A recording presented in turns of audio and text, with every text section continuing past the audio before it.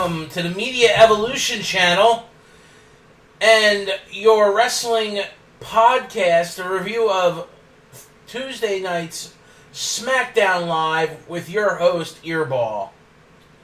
How's everybody doing today? I'm doing friggin' great.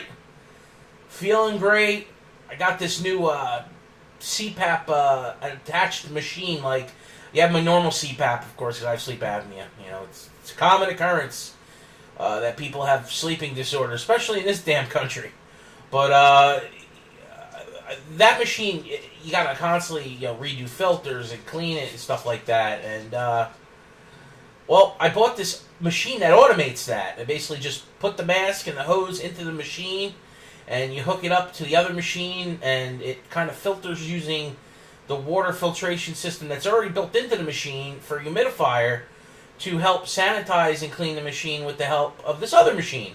And I finally hooked that up the other day, and in the past couple of nights, it's I've been getting even better sleep. And the fact that I don't have to constantly replace parts and buy more parts, which costs more money, and also take it apart and clean it, and then you might not clean it perfectly, and you leave some residual, I don't know what the hell builds up. It's microscopic particles that build up in there and could possibly get you sick. So this sanitizes it, 99.98%. So that 0.02% is really minuscule compared to what it could be by hand washing and stuff like that. So it's a great system. It's, hey, maybe when I get big enough, I could call them up and be, hey, listen, I got a podcast here that people listen to. Now, not necessarily saying that I'm going to be touching the right audience, because I don't know how many people that will be listening to me will have sleep apnea, but I would assume a small percentage of the population that would be listening to me would, because it's actually more common than people realize. They have sleeping disorders that screw up their sleep, makes them restless, and reduces the amount of REM sleep they get, which is that really restful sleep that you need for your body to reinvigorate itself day to day. And a lot of people in this country go without that, whether it's through stress, being obese, just genetic mental sleeping disorders that you're born with, or not the right diet. I mean, there's just so many ailments that cause people to not get proper sleep, that it screws up their day-to-day activities. And if you just would get that 7 or 8 hours of really good sleep, you promote such a better way of life for yourself, and even affect the people around you. Because if you're in a better mood because you didn't wake up on the wrong side of bed, well, then you won't be snippy at your loved one, your spouse, your children, and even at work, you'll be more vibrant, and maybe you get your tasks done faster and be just more efficient. More, if you're in, like I used to be in retail sales, more pleasant to your customers. It might impact your bottom line, and just overall makes you better. The food we eat and the sleep we don't get is what's making everybody a sad shithead, and especially in the United States of America, man. It is such a huge problem, and people aren't addressing it enough. And I really wish they would.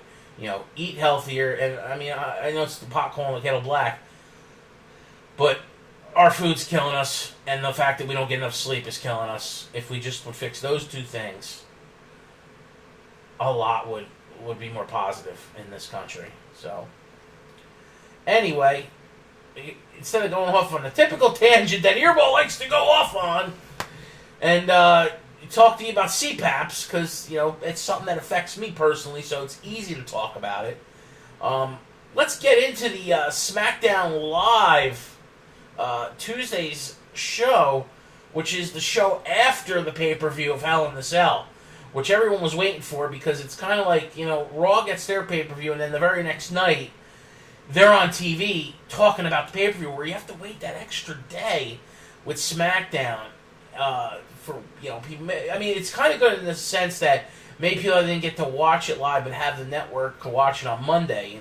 If maybe you have to go to sleep and you can't catch it live on Sunday, but you can watch it on the replay on the network the next day. At least then you haven't watched it after SmackDown's already aired. So that could be a good thing, right? And I mean, I guess that's the positive in that perspective of just you get that extra day. But that extra day to me, for someone like me who watches stuff all the friggin' time and wants to be, caught up on current events and what's going on, and even on a standpoint of today's media, where everything's at the push of a button, and social media is the driving force, and the Twitter and the what's trending now and whatnot. But that extra day, I guess, is good and bad. You take it for what it is, right, guys and gals, depending on who's listening. Which I really hope there's people listening. Am I all alone? I don't want to be alone. Please. But start out SmackDown Live with the Usos coming out to the ring with a New Day who's already in the ring. They came out first, and the Usos confronting the New Day and basically just give a tout to their match, and the Usos seemingly now respect the New Day and say that those two teams killed each other, but they have the tag team division on lock. It's their division and their division only, even though that the tag titles keep going back and forth between the two teams. And now the Usos are the tag team champions, and a bunch of other teams come out now and be like, hey, what about us? Here comes Zack Ryder and Mojo Rawley, who... Does anybody really care about these guys?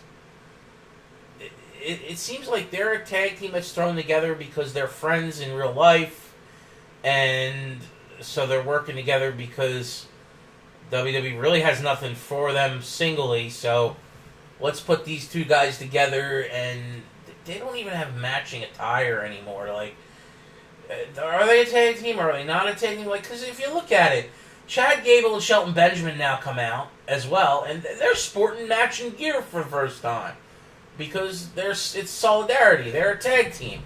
Even Breezango, their colors are the same. Their ring attire is, two different guys with different attire, but their colors of their pants match. And in the Ascension, we all know their gimmick is matching. So the odd men out here is definitely Zack Ryder and Mojo Rawley. None of their attire doesn't match each other. They're called the Hype Bros, but that's the only thing that matters. Their name's the Hype Bros, and they're a tag team based on name, but not appearance, because they're two totally different wrestlers. They don't have matching ring attire. It's just, they're fracturing, and it's eminent that WWE's going to break these guys up. But basically, you got the New Day shaking their heads or not shaking their heads, against what the Usos are saying, because the Usos are making fun of everyone, except for, they go to make fun of Breezango, but the New Day's like, no. Fashion Police are cool. Leave them alone. Well, then Daniel Bryan comes out and basically makes a fatal four-way with the tag division of the teams of Mojo Rawley. I guess, did they even give them a name yet? Chad Gable and Shelton Benjamin don't have a name, right? They're just each other's names. Yeah. They need a name. If they're going to be a team that's going to last for a little while, they need a team name. Breezango, the Hype Bros, Chad Gable and Shelton Benjamin, and the Ascension in a fatal four-way tag match for the number one contender spot against the reigning champs, who are the Usos. So now the New Day gets to take a back seat to someone new, which kind of sucks, because the New Day and the Usos, I seriously would love to see them fight forever. It's just great, and the fact that there's always a different combination of the New Day, because there's three of them, just, the element of surprise is always there. It's like, hey, who's wrestling with Big E tonight? Because we predominantly see Big E in every match. It's very rare when he's not tagging with one of the other New Day members. I feel as if the New Day combination of Xavier Woods and Mr. Why am I forgetting his name? Kofi Kingston. is the weakest combination of the three, which, and then that would make sense because Big E's the powerhouse. Even though these guys are all virtually the same size, but they're all different weight classes, but Big E's definitely the monster coming from his background as a power lifter. But, I mean, he is just as athletic as the other two. But, and Kofi's not the high flyer. You do see Xavier Woods doing a lot more high-risk stuff than Kofi these days. I think the injuries have caught up with Kofi. And unbeknownst to him, his age is also getting up there. He's not a spring chicken no more. He's not in his 20s no more. He's in his 30s. It's different. Every decade that goes by, your body keeps changing. So, I mean, it's Father Time is unfortunately catching up with the high-flying Kofi Kingston. Between, the fact of his age, he's getting older, and injury bug just keeps compiling. Your body doesn't regenerate as quick, and it just happens. But it's okay. He's a great performer.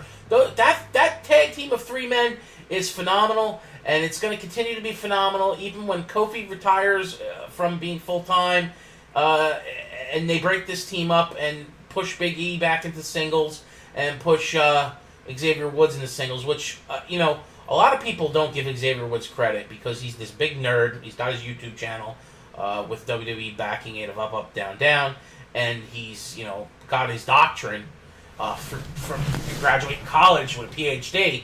So, he's a super nerd, but he wants to be an entertainer. Well, guess what? People go to college and get degrees all the time in different fields, and sometimes they find a field that just works for them. And Xavier Woods wants to be a pro wrestler and an entertainer, and I have nothing against that. And I actually think Xavier Woods could be world champion. I know they want bigger guys to be world champion or universal champion, but I see that potential in Xavier Woods. I also see it in Big E. I do not see it in Kofi. And Kofi, once again, is this, the veteran of the group. I don't see that ever for him again. I see him in mid-card hell, unfortunately. The Usos will never break up. Maybe one day they'll have a feud between the twin brothers, but it's kind of common. Brothers always fight anyway, and in real life. And twin brothers, Jesus, I'm sure they've been fighting ever since they shared the womb together. But there'll always be a tag team. As for the other tag teams, you never know. I don't think you could ever break up the Ascension, but the other three, yeah. We all know that Shelton Benjamin one day is going to turn on Chad Gable. Shelton Benjamin's a great heel. We all know that Zack Ryder's about to beat up Mojo, and those two are going to feud. And Breezango are both singles competitors they've kind of had nothing to do with, that they put these guys together. And it's kind of funny what they're doing with the Fashion Files stuff. I'm entertained. So, and that's all that really matters here. Between you want good product in the ring, and you want good entertainment around the ring and inside, out back in the locker room. I'm entertained. If you're not entertained, then I'll tell you, because wrestling's always been kind of that gimmicky, weird, entertaining genre. Like, it's not supposed to be perfect. But it's not supposed to be crap either. You don't want garbage. But Daniel Bryan comes out, makes this fatal four-way match between the four tag teams after the Usos make fun of all of them, and the New Day kind of shakes their head and agrees. And Daniel Bryan still gets ridiculous pops, man. Every city he goes to, he is predominantly the wrestler within the company that gets the biggest ovation, whether it's Raw or SmackDown. He really is. He definitely gets it on SmackDown, and I'd have to go back and listen. I don't know if the new Shield reunion equals that pop, but on an individual standpoint, Daniel Bryan is the most over-frigging guy in the company. He's even surpasses, two guys on the SmackDown roster, which is Nakamura and AJ Styles. It's amazing. I really wish Daniel Bryan could be in the ring. I don't know why WWE won't put him back in the ring. I have my ideas as to why. One, they don't want to be sued long term for if he does continue to damage his brain. Over time, he will develop a degenerative brain disease, some form of CTE, by these constant concussions. And he's had them over 15, 16 years of his in-ring career. So I can understand the medical aspect as to why they don't clear him for full contact in the ring within their company, even though doctors have approved him, because there is that risk. And it's a known fact that once you get concussions, and they progressively get worse the more times you get them, even though he's had this stint where he's not been in the ring almost 2 years getting this type of abuse, he could re-aggravate that injury again. It's a known fact. I would bring him back into the ring. I would. He's still a young man. He's not super old. He still can go. I would limit his in-ring performance, though. Pay-per-views and maybe once a month. I would have him on the weekly show, but I would not have him in matches all the damn time. And if he was going to do matches, I would make them tag matches or matches with other wrestlers to do work with, because we all know the reason why the tag division can be so successful is you can bring people together that are veterans and help reduce the toll on their body, and you can bring up young talent to have like what they're doing with Chad Gable, even though he was with a partner that was around his same age before. By bringing in Shelton Benjamin and being his tag team partner, you have this more seasoned veteran here that can reduce the impact of his workload by being on a tag team, and also give pointers to the younger wrestler that's in the green status. Even though Chad Gable is amazing, he still has a lot to learn within WWE. So the match is made, and it's right now. I gotta get the hell out of the ring, and right now, even though finally Daniel Bryan got booed by the crowd because they didn't want that.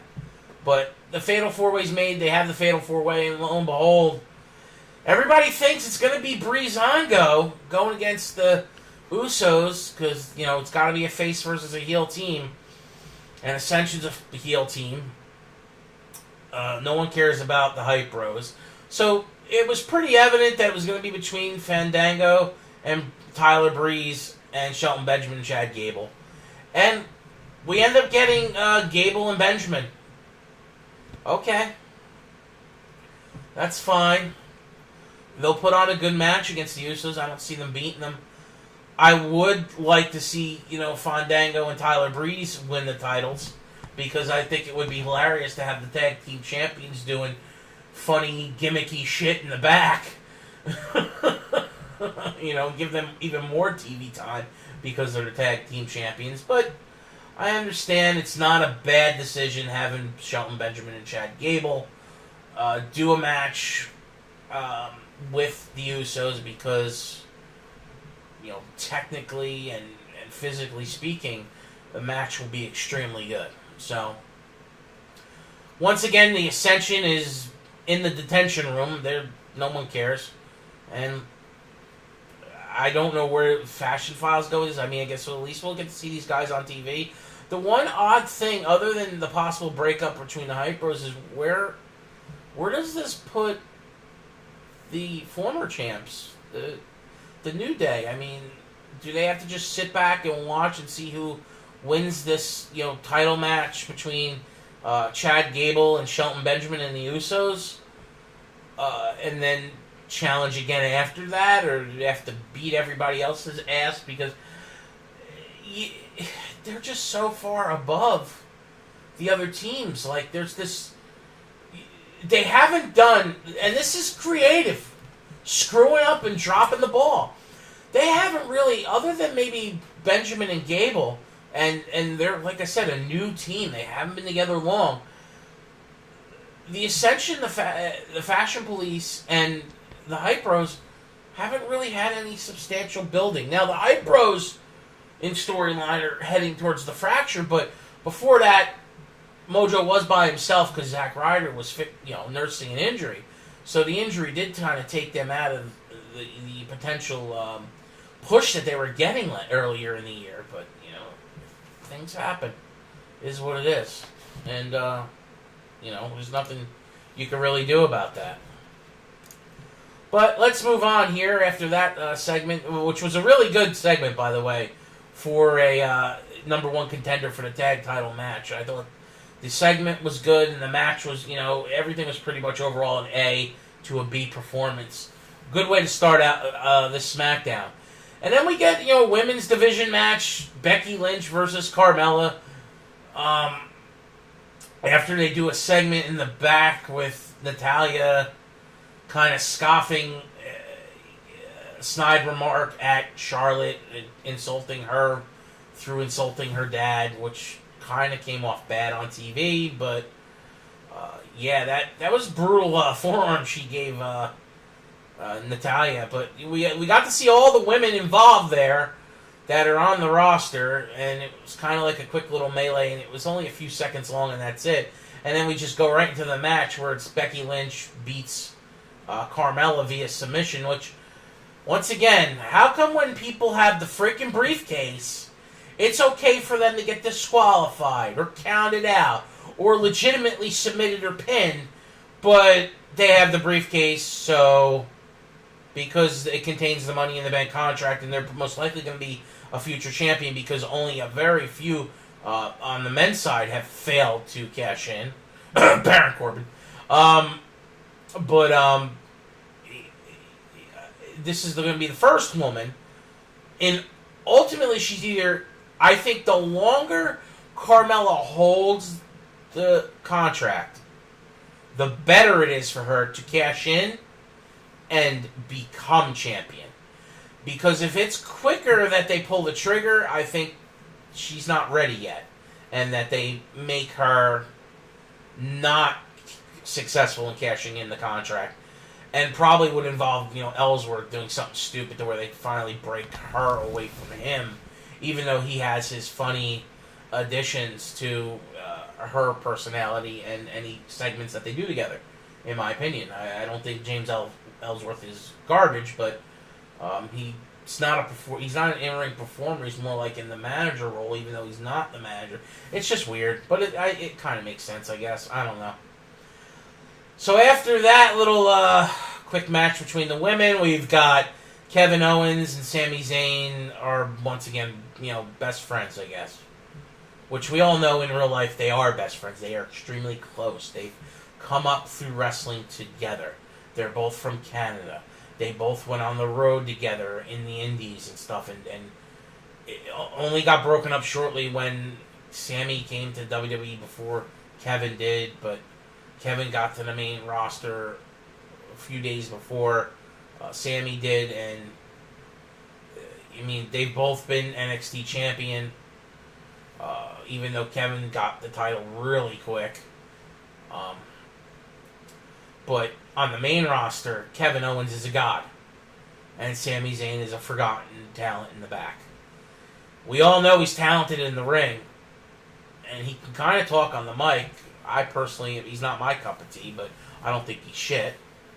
And as for in-ring performances, just go back and watch his matches with Cesaro and Nakamura and Kevin Owens. Friggin' ridiculous. And that's not a knock at Sami. Oh, look, you just named 3 awesome wrestlers that know how to, do wrestling in the ring and blah, blah, blah, blah. Guys, all 4 of those names are phenomenal wrestlers.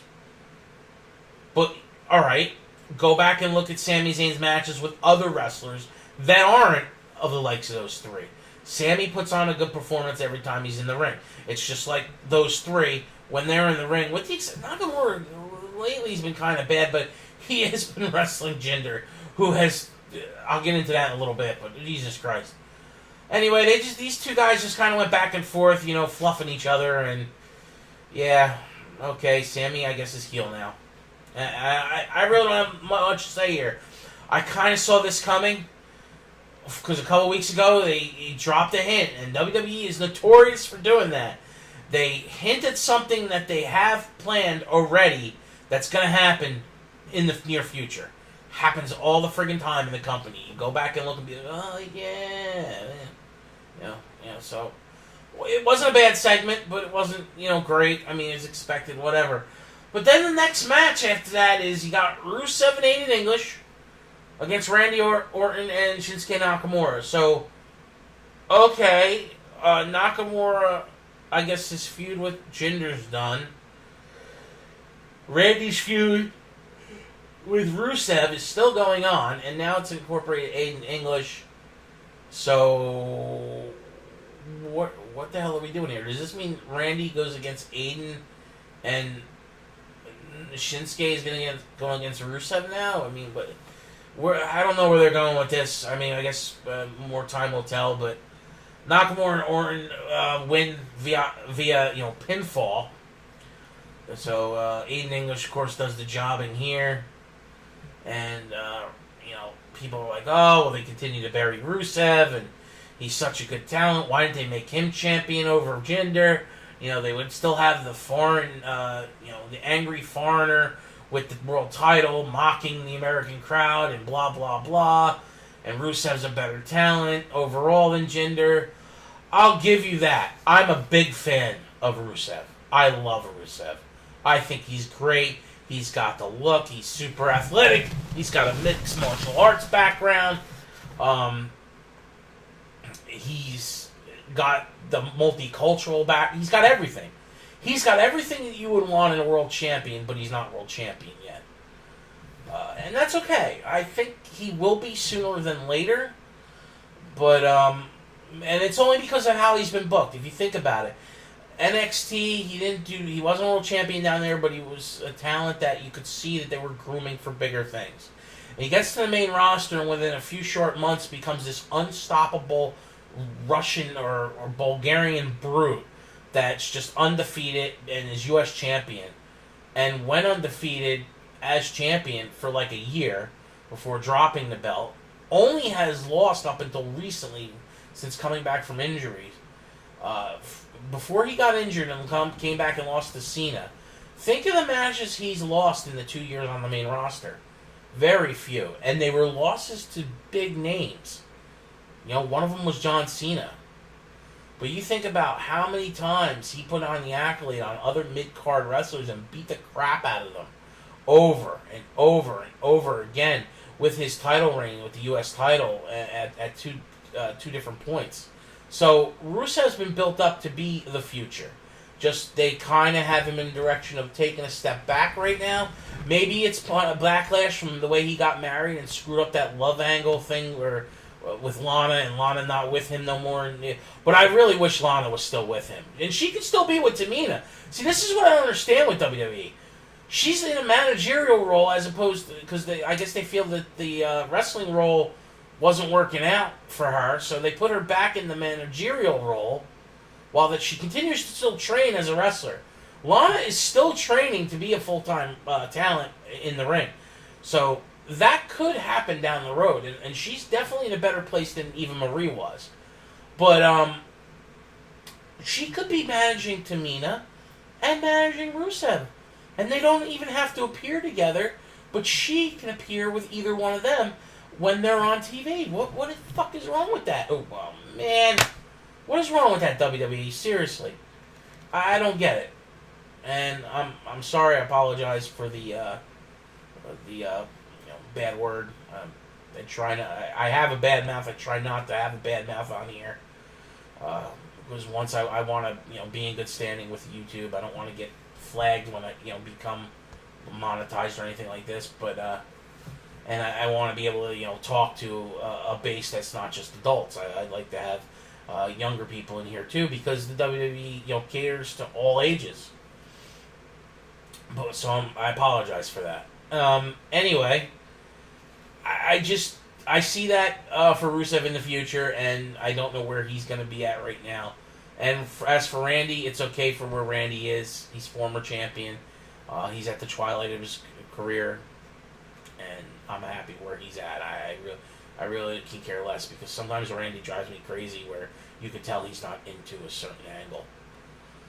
Nakamura, they've dialed him back since putting him on the main roster. I mean, he's only been up on the main roster a few months, and he went from having this huge push to where he's jobbing the Jinder.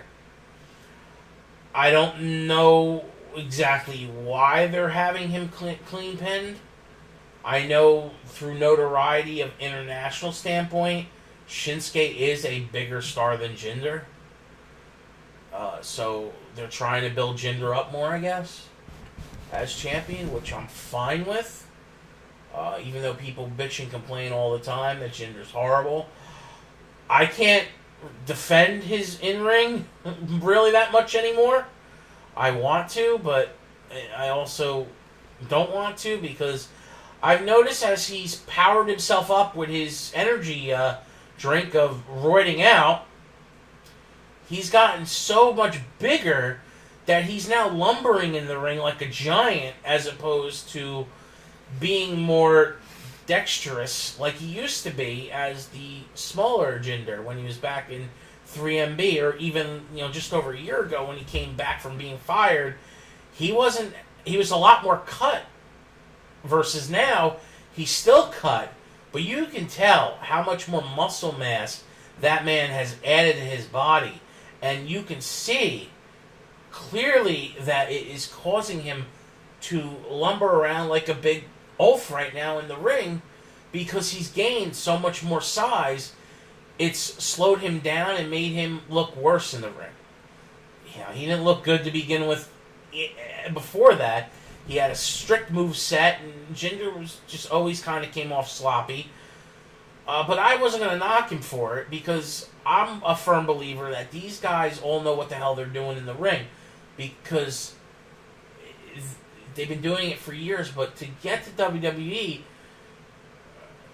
you either have to have the ear of Vince McMahon and be his buddy, or you have to know what you're doing when you're in the ring. And I would put the latter with Vince McMahon, because I don't know how close he is to Jim and Mahal, but I personally think that that's one of the problems with Jinder right now, is he's having trouble moving around because he's bulked up so much with this roided out body of his. But I didn't mind him as champion. I was all for it because I wanted the element of surprise was cool, and the fact that they were going to build him as the foreign antagonist. I wanted more traditional heels, in the company. We don't have enough of them. We have a lot of tweeners and a lot of baby faces, and not a lot of traditional heels. So, but it's getting to the point now where it's hard to defend Jinder, and I'm shocked when he continues to have bad matches with Nakamura, because Nakamura's supposed to, he is world renowned, and in the business, other wrestlers say Nakamura is amazing and he's a ring general in the ring. So how are you really having a bad match with a guy like Nakamura? Is now got me questioning, more into Jinder himself of just being bad. So, all right, after the tag match with Randy Orton and Nakamura versus Rusev and Aiden English, we then get Bobby Roode and Dolph Ziggler again out in the ring. Dolph comes out. His new entrance music's hilarious because his old entrance music cuts off and he comes out to no music, which I've been waiting for someone to do that gimmick for freaking years. I hope next he comes dressed up as Colonel Sanders or someone else, some other something that a folk that we're accustomed to in society, and he comes dressed out as that, because I've always wanted the guys that do Southpaw Championship Wrestling to take those characters and bring them onto the main screen of the main roster. I think it would have been hilarious when they were down an announcer at the SmackDown table. They would have brought out Fandango in his role from Southpaw, or even John Cena in his role from Southpaw Wrestling. It would have got a huge pop. People would have been. I'm not saying do it all the time. Don't beat a dead horse, or just keep repeating the same thing. But to do stuff like that would be funny as hell, and to bring Dolph out each week in a different persona of something that we're used to seeing, like Colonel Sanders, would have been freaking hilarious. Oh my God! Or dress him up. I don't know. What else do they? You definitely could get away with the Colonel Sanders thing because they're sponsored by KFC. I'm trying to think. Yeah, maybe put him in a Snickers bar costume. It's almost Halloween. You could put him in a Snickers bar costume. But the Colonel would probably be even better. And like I said, don't do it a lot, but do it here and there would kind of make it funny. I just think it would be funny, and it would be something new and exciting, and people would like it. I'm telling you, people want to be entertained, and that would be entertaining a little bit. But those two cross paths again, their feud is definitely just heating up. I wouldn't be surprised if Ziggler wins the next match.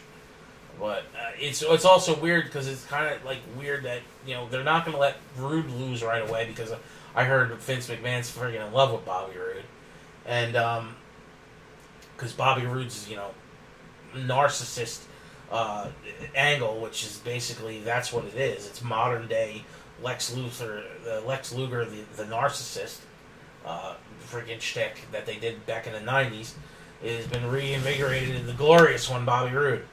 So, wouldn't be surprised if Ziggler wins the next match, but then ultimately he's going to lose the feud. And where does that put Ziggler? Does that put Ziggler done with his contract and he leaves? Because those are the rumors, so I don't know. Their segment wasn't that good, but we all know that the feud's going to continue to go. It is what it is. Main event for the night ends up being, of course, AJ Styles immediately after the pay-per-view invoked his rematch clause, and we saw about that on Monday Night Raw that AJ was going to be fighting Baron Corbin for the U.S. title. Rumors were that AJ was winning the title back immediately. They were going to give the oh shit moment to Baron Corbin, but he wasn't going to keep the title. It was going to go back to AJ Styles. But now it looks like writing puts AJ after Jinder, and Baron Corbin's keeping the U.S. title and probably going to feud with the Perfect 10 tie, Dillinger, in a one-on-one feud. So that's fine. It gives both of those guys better line of planned what they're doing with them, and if they're putting AJ to eventually fight Jinder, do they friggin' pull the trigger and make Jinder beat AJ, who is the face that runs SmackDown? It's his brand. People know that, and he lets you know it because he says it. They continue to beat up Jinder more for the ultimate loss of the title at WrestleMania, which I have a feeling that's where they're going. Or do they have Jinder lose the titles within the next few months to AJ Styles to eventually flip AJ heel and have him feud with Nakamura, which culminates in WrestleMania fight between those two that literally could steal the show because they've stole the show in Japan before, more than once. So, I don't know. It will continue to unfold, though. So, first thing first, we got to see where they're going to put AJ after this, because ultimately, AJ now has been jobbed out. He took the pin clean from Baron Corbin tonight, or, during SmackDown Live. And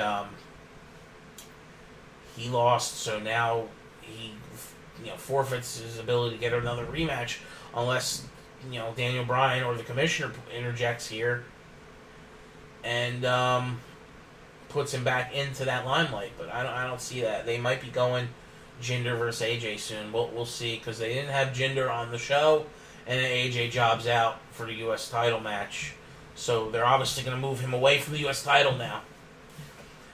And that ends SmackDown Live for the night. Nothing on Shane McMahon.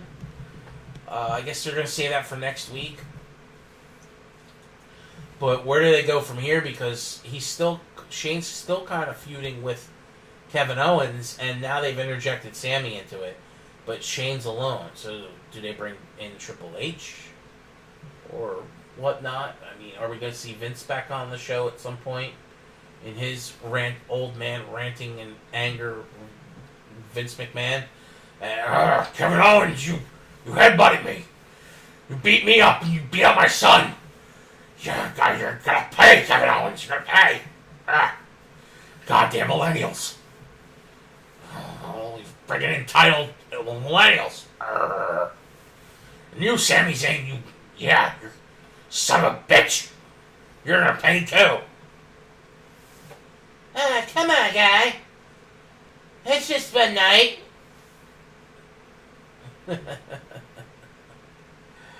But that's it for this recap of SmackDown Live.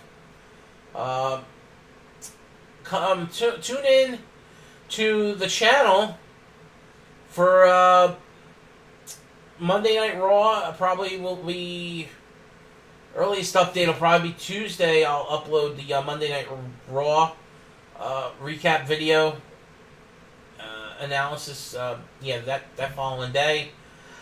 I am still learning how to do my video stuff, and this YouTube thing. Being it's only 2 weeks for me so far, and if you were here listening from the first day, you could already see the changes of how I've uploaded stuff. I've improved stuff, still improving stuff on the channel per se, and with the video editing, and eventually it'll be a legit live, edit video. I'm just not there yet. So, anyway, hit me up with a like. So, thumbs up there, finger bang that subscribe button, and help me grow this base into what I think it ultimately can become, because it's all about me and you. Have a good night.